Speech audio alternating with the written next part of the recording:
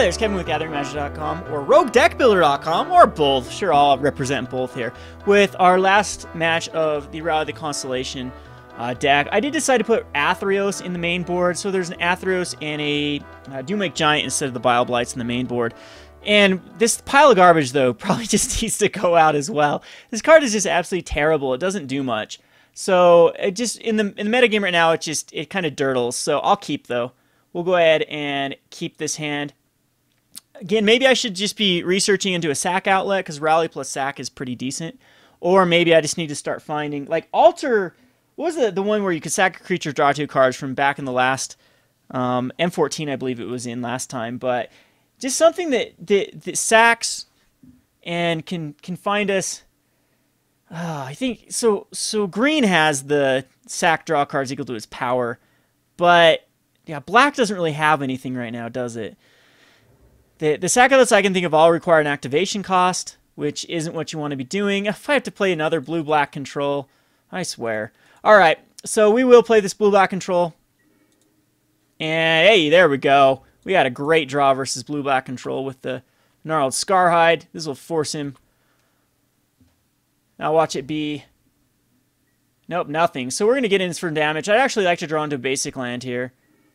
But this is definitely okay with the Temple of Silence. And I think that it's overkill to have. No, we'll put that on top. That's actually fine.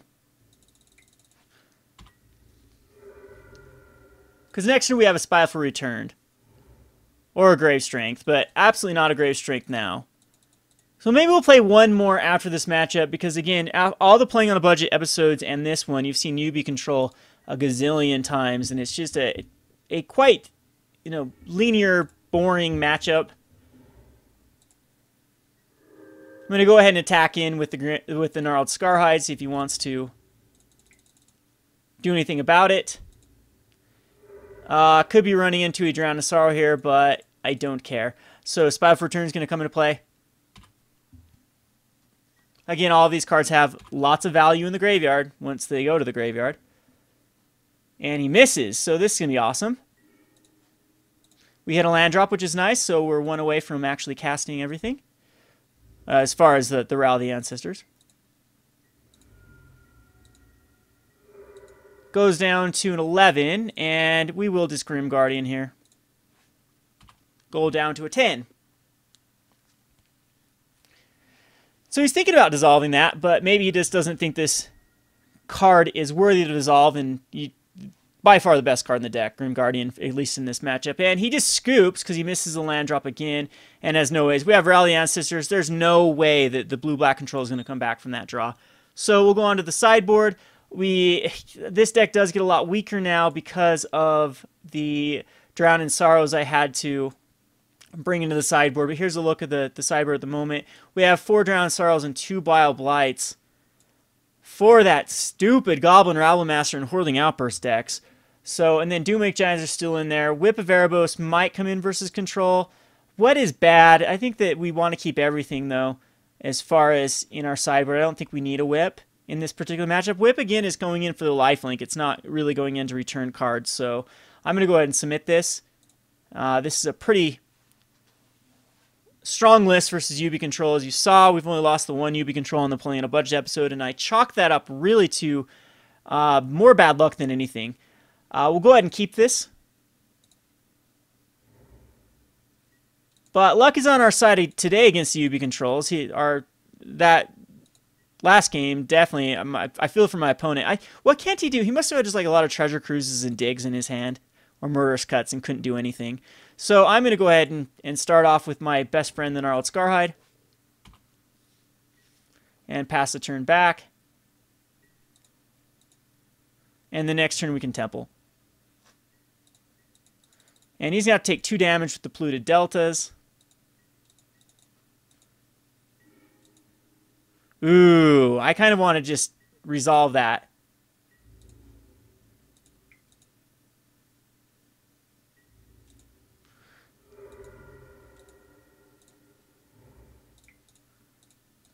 We will resolve that Necromancer stockpile. Unless he's got a main board and negate. He does not, so That is going to be a great card. We'll just start discarding stuff. No point to use Herald of Torments. They die to Bile Blights. Dissolves, things like that. He's going to actually go ahead and just cast a Dropping Murklurker, which is fine. That's... Do I chance it here? Do I try to get my Gnarled Scarhide above? Well, this will scry away a card off the top. I'll put that on the bottom. That's better. We're in a Grave Strength here. We're going to do it. Here it goes. Grave Strength. Let's find 3. Find at least 2. Ah, it just becomes a 2/2. And there goes our rally. Womp womp. Okay, so that didn't work out the way we planned.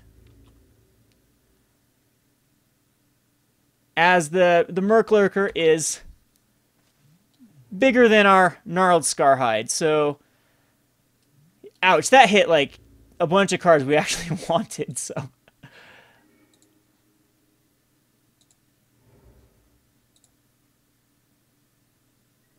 I'm going to go ahead and Mogus. We're going to try to get in there for some more damage.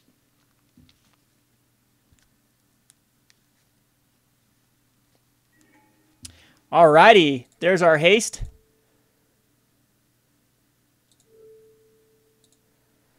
And he can't block these. He's going to have to Hero's Downfall one of them. Silence of Believers one of them. Murderous Cut one of them. Bile Blight. Okay, sweet. Still get in there for the 2.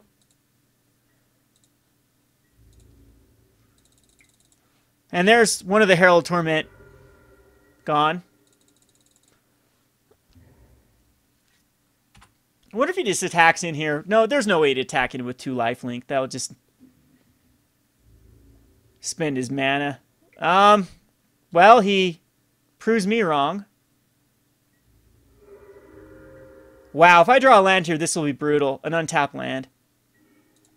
That is very, very good. Maybe he just doesn't have anything in his hand.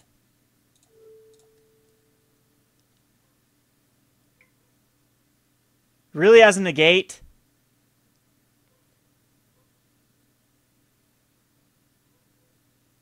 Murderous Cut. Yeah, it's going to be a Murderous Cut on the Mogus Marauder.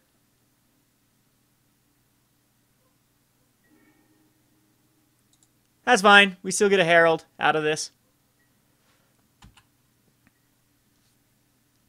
And he's got to wipe his graveyard, which is very relevant with Dig Through Times.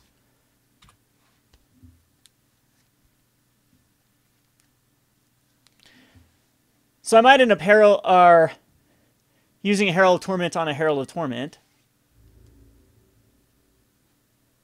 He just wants some lifelink here.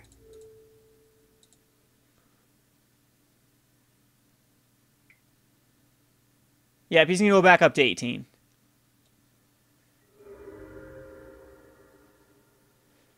Got Dissolve mana up. No, he's going to Bile Blight it, or he's going to Drown in Sorrow now? No, there's no way.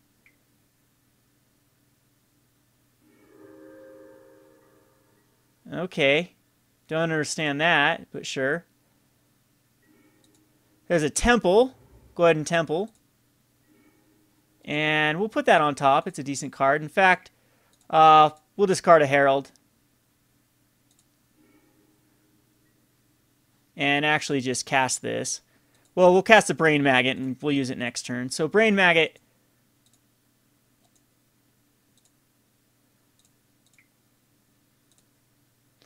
Hopefully we'll find us a relevant card.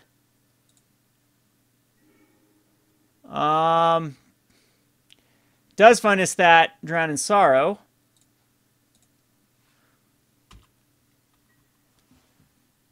But he's going to be able to dig pretty easily for something else.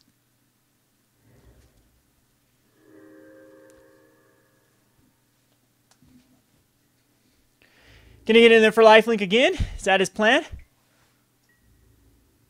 Nah, he's gonna be wanting to dig. Yep. So there's a Mogus Marauder.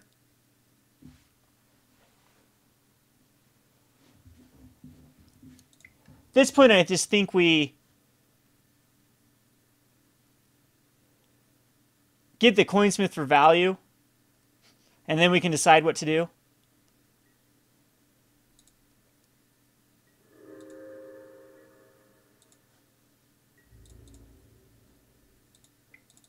So 18 to 18. Man, that Jarabi Merklurker is definitely annoying. Now again, we can discard a card or we can do damage. Here comes the dig. Again, his graveyard's going to be gone, and he gets 2 relevant cards. I'm wondering if he just gets another Drown in Sorrow.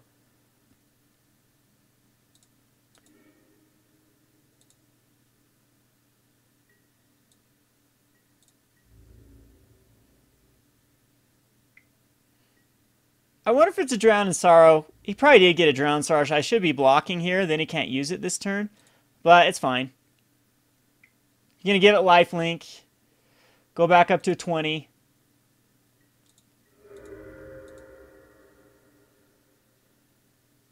And then here comes the Drown. Possibly even Crux of Fate? Really? I think the Leech is more powerful at this point than the Jarabi Merklurker. He gets the Drown in Sorrow back, so this Mogus is terrible. I'm just going to discard Mogus' Marauder to draw a card. There's a Herald of Torment. That's fine. He gets his Drown in Sorrow back. We can take it again.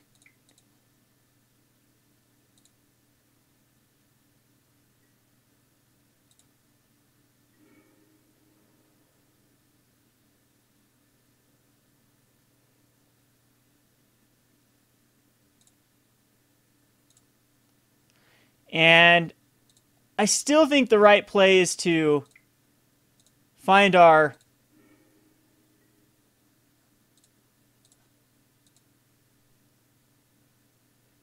it's absolutely to find our other rally. Because what do we have? We have a Mogus Marauder. Yeah, that's the right play.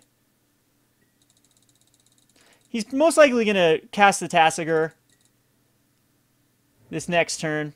So it's Dig Through Time and Tasigur that's in his hand. And I would assume Tasigur comes out.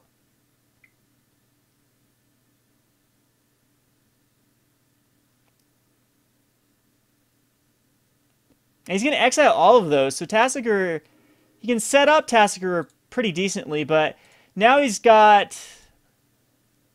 Yeah, he's got a lot of stuff that just isn't very relevant, and Dig Through Time cannot actually get him. It can get him a negate, but it can't get him anything else. So I think here at the end of turn, we will just discard. We actually get a zombie out of this one. And a Grave Strength. There we go. That'll be awesome, actually. Because this will make our Brain Maggot huge.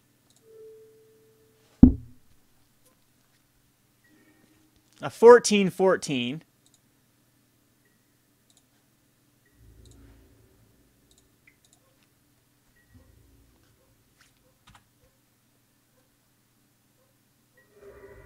Goes down to a 5. I'm surprised he didn't activate Tasigur right there. Very surprised, actually. So again, one more Dig Through Time in his hand. See what he drew into, like a Crux. I think he's digging here. He's very desperate. Or an Ugin. Could be Ugin. Silence the Believers. All right. That was a great draw. Gnarled Scarhide is going to get the discard. Spiteful Return is going to get the discard.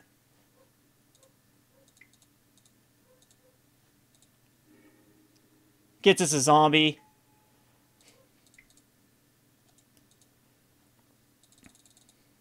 And we'll pass the turn. So we've gone through half our deck and found one rally. He still does have the dig.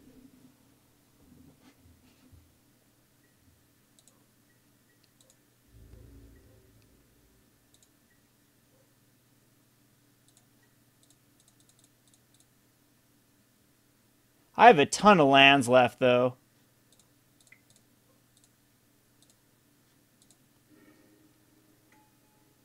There's one of them.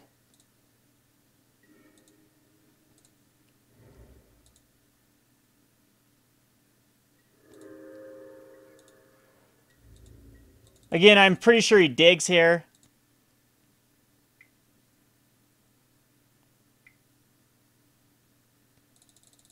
Down to 29 cards. Now he's going to make me give him something back, and I'll give him the Crux back. He's going to do it again.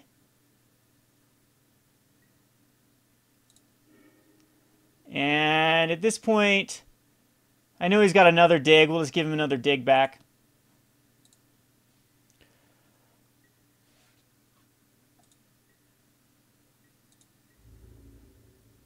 I'm going to just chump block a zombie. Is fine.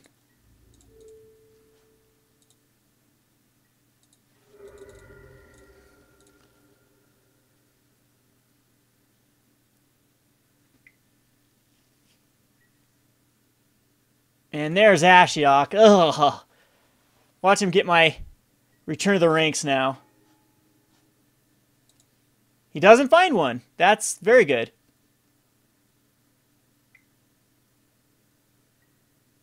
And Drown in Sorrow.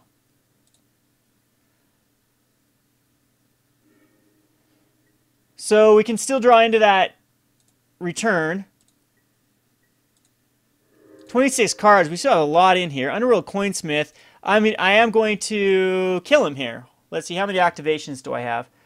We have 1, 2, 3, 4, 5, 6, 7, 8, 9. No, I can't kill him. I think that the right play is still... Well, at this point, maybe Underworld Coinsmith is fine. Do I even have the combo? Yes, I have Grim Guardians in. We actually have one more activation out of this as well. I'm going to discard it, and hopefully we get the return. I think that's better. It's a Spiteful return, and we'll get rid of it. And hopefully that rally. Nope. So there's 3 and 23. Let's hope Ashiok doesn't get all of them.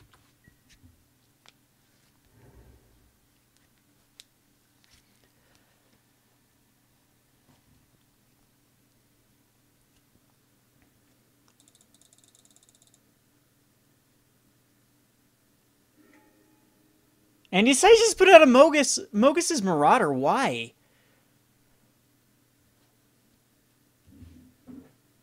Because he's going to try to go for a 2-turn kill here.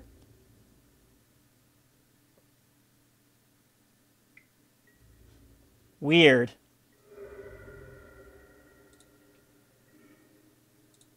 There's the rally. We're going to bait out a dig and a turn and win.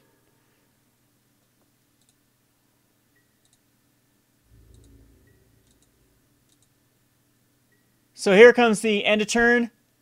Cast the dig.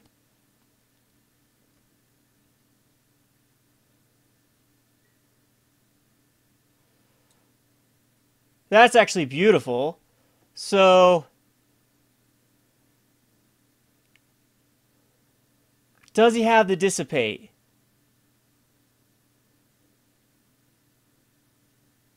He'll spend his mana. At this point, you just give him a vault.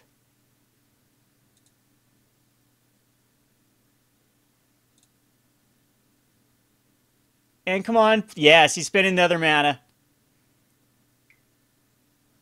And that's game. Come on, do it, do it, do it. Here comes his dig. And the bait works. We finally get that last rally. And this will do overkill. Instant speed Rally the Ancestors. This card is nutty. And we... Look at all these triggers. I'm going to break it again. I think I'm going to lag out here. Anyway, we win. But it's lagging miserably bad because the software on MT Joe is archaic. But we will gain a gazillion life. And I swear there's a way. If someone in the comments tell me how to stack all similar triggers again. All right, so he scoops. He knows that it's over. And he takes a ton of damage from the combo. So we are, what, 5 for 6 against UB Control. And then the matchups we're struggling against is the aggro. Maybe I'll play this again tomorrow. Maybe not. Let me know in the comments. You want to see more matches with this? Then just tell me in the comments. And I'll definitely run more matches of this. I think it's an awesome deck. Again, I probably haven't been as excited about Magic for a long time. I would say since like Bug Immortal Servitude or Hell's Lookout or those old Epic Experiment, those old school decks.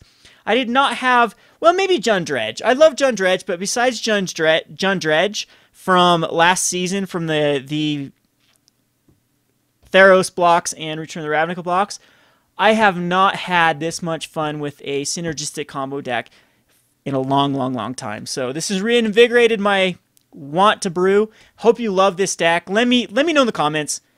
More games, no more games. Thumbs up, thumbs down, whatever. Kevin with RogueDeckBuilder.com. Thanks for watching.